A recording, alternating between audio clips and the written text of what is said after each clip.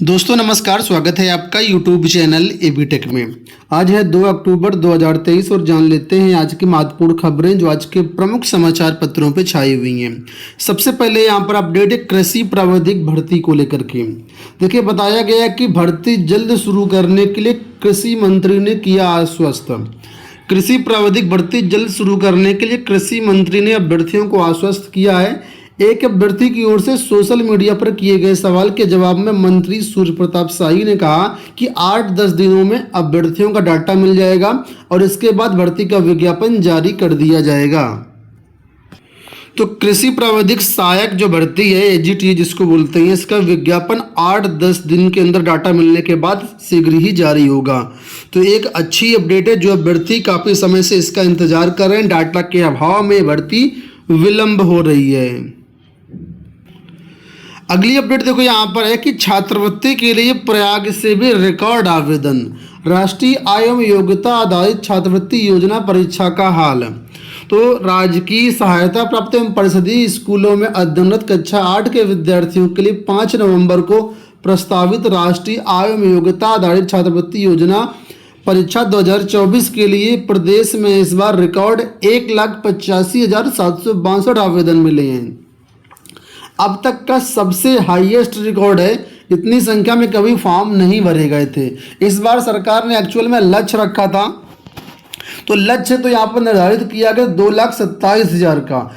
ठीक है, तो इस लक्ष्य के सापेक्ष में कम है, लेकिन वैसे देखा जाए टोटल अब तक तो रिकॉर्ड आवेदन यहाँ पर मिले हैं। किस जिले से कितने फॉर्म भरवाए गए उसका पूरा डेटा यहाँ पर आप लोग दे सकते हैं कि अलीगढ़ से 11,221 आवेदन और श्रावस्ती से मात्र 521 आवेदन, और अलग अलग जिलों का डाटा यहाँ पर दिया गया जिसमें किस जिले से कितने फॉर्म भरवाए गए वो वहाँ पर आप लोग देख सकते हैं। सबसे ज़्यादा फॉर्म अलीगढ़ से भरवाए गए और सबसे कम मात्र 521 श्रावस्ती से भरवाए गए। आपको बता दें कुल मिलाकर के 15,143 सीटें हैं जिसके सापेक्ष में परीक्षा होगी, और इस बार सीटें खाली नहीं जाएंगी, नहीं तो ज़्यादातर सीटें यहाँ पर खाली चली जाती थी। 5 नवंबर को इसकी परीक्षा होनी है।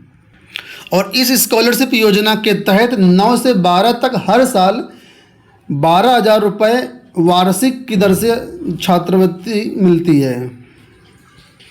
पुरानी पेंशन को लेकर के यहाँ पर अपडेट है। आप लोग जानते हैं कल पुरानी पेंशन के लिए नई दिल्ली के रामलीला मैदान में पेंशन शंखनाद रैली का आयोजन किया गया।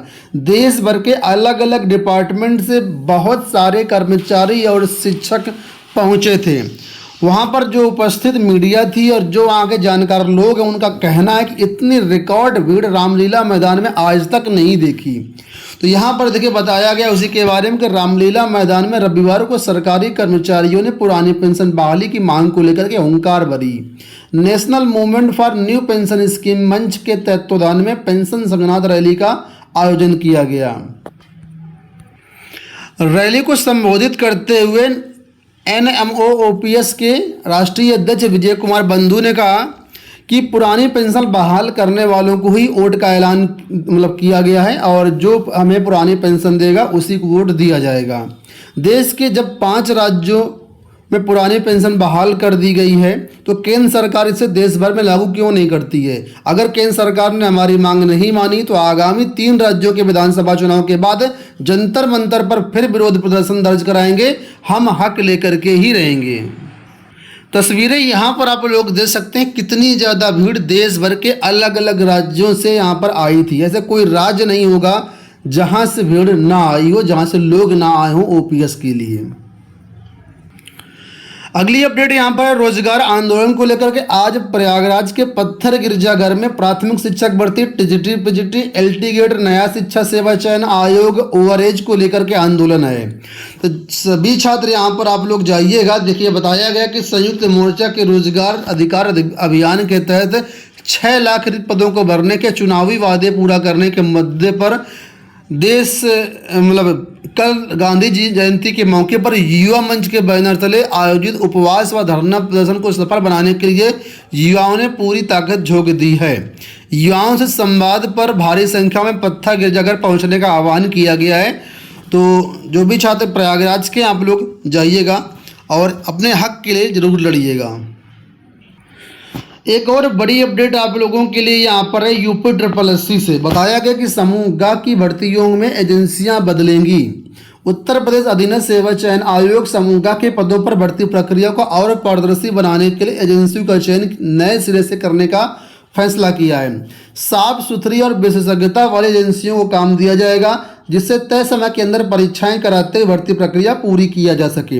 अधीनस्थ सेवा चयन आयोग हर साल 10 से 15 हज़ार पदों पर भर्तियां करता है। इसमें कनिष्ठ सहायक से लेकर के तकनीकी पद भी शामिल होते हैं।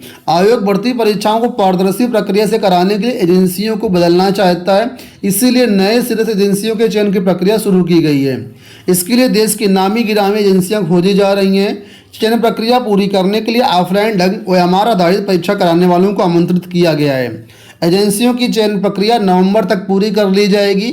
उन्हीं एजेंसियों का चयन किया जाएगा जिनके ऊपर कोई दाग नहीं होगा। दागियों को इससे दूर रखा जाएगा। अधीनस्थ सेवा चयन आयोग हर साल PET कराता है, जिसमें 30 से 35 लाख विद्यार्थी शामिल होते हैं, इसलिए उसे बड़ी एजेंसियों की ज़रूरत पड़ती है। इसी तरह 8 से 10 हज़ार पदों पर भर्ती के लिए भी बड़ी एजेंसियों की ज़रूरत पड़ती है।